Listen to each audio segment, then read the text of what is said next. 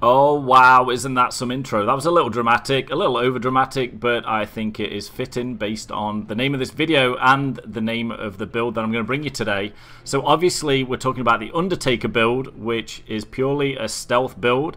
It focuses on having a lot of body bags, obviously like an Undertaker. So we're going to be looking at getting the body bag deployables and building a stealth build around that at the same time. So I'm going to jump into skills and perks. We're going to take a look. First we'll start with the perk deck, because there actually is one that is kind of going to aid us a little bit, and that is Burglar. This one came as part of the Clover DLC, so I believe that the Crimewave Edition does have this one. And what we're looking at here is really getting Burglar for Bag of Tricks, which means we bag corpses 20% faster. So that's kind of a big deal, I would say. And then we're also looking at Dutch Courage, which is also a good one. You answer pages 10% faster. I mean, little tweaks, but nothing too major. But you know, better than some of the other ones, especially when we're talking about being an Undertaker. So body bag. Equipping and whatever like that, 20% faster is pretty awesome. So let's go into the skills. Like I said, we're mainly looking at the Undertaker because we are that guy with all the bags. Now you can use this to your advantage like I did when I did Firestarter Day 1, which isn't a stealth mission. You can stealth that because you have this amount of body bags. You actually need all of them pretty much unless you're super fast. And the other one that you need this build for, which I found at least, was more crashes when you want to do that stealth too. Again, not a stealth mission, but if you want the challenge, Firestarter Day 1 and more crashes solo stealth are pretty much a sweet challenge. So on those you are going to need this Undertaker to get those body bags, keep people out of view, and so on and so on. Now when you are actually doing a stealth mission, you will have the option of buying a body bag deployable at the same time. So when you pair that with this build, you're going to carry 2 deployables, which give you 6 body bags. You're going to carry 2 body bags already, so now you're up to 8. And then if you actually buy or unlock the body bag deployable in the pre-planning phase, gets you another 3. So now you're up to 11. So if you're solo stealthing, you've got 11.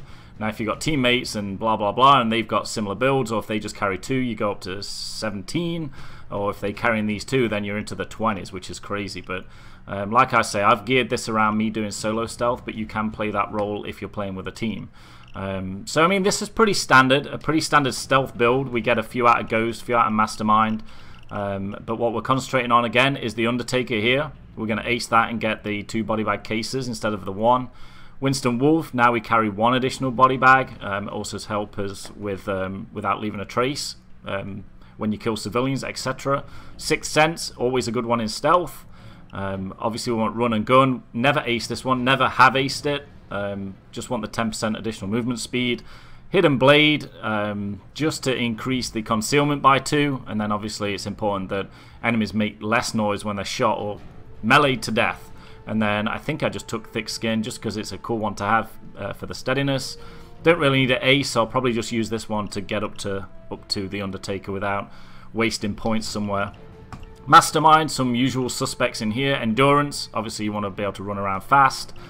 This one's always good to have. Cable Guy, increase your supplies by 4, so then you carry 6 cable ties. And then obviously the basic on that is just cable tying faster.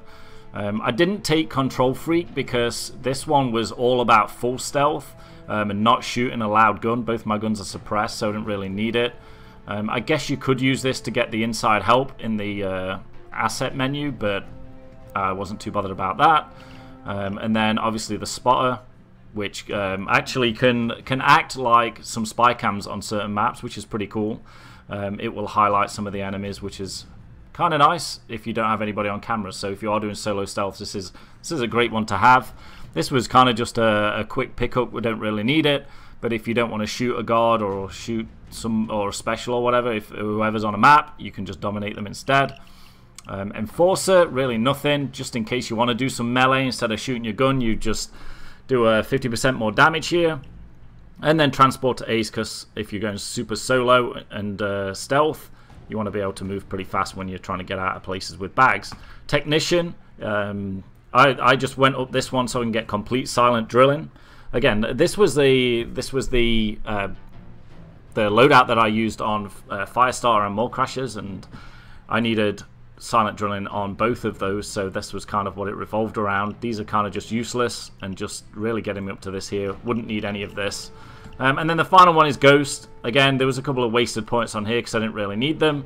The main ones being this, Sprinter Ace, just to get more stamina and more speed. And then obviously Cleaner was a big one because this one actually adds the body bag to your inventory. Because obviously you start out with 1, when you get Cleaner Ace, then you start out with 2. Fast Hands is always a good one for stealth. Shinobi, just use that to get up to Silent Killer. And I just got the ECM Specialist just for the sheer hell of it. We're not using ECMs at all. We're using body bags. And that was pretty much it. Wanted Silent Killer because obviously we're running stealth. So why not get a boost in our damage for using silenced weapons? So speaking of weapons, let me show you my little inventory that I usually run. Cavity 9mm is a staple gun for me. It's a single shot. It's got high damage. As you can see, the base is 85. We've got the suppressor on it, so it brings it down. But then we've got that suppressor skill that gave it an extra 12. So it's a decent amount of damage on that. For a secondary, I use the Judge Silence, which is a beast for shooting people out the way of cameras and other guards and everything.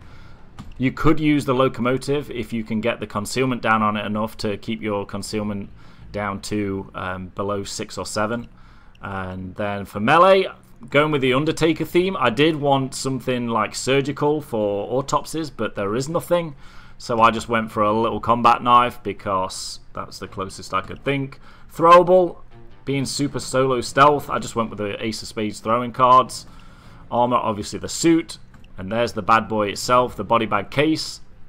The mask, I went with Camul, because to me it looks a little bit like the Undertaker. I don't know, a little bit like the wrestler at the beginning there.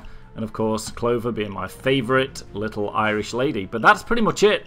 That is my Undertaker build, and that is the one that I used for the super secret solo stealth missions. Hope you enjoyed it. Thank you.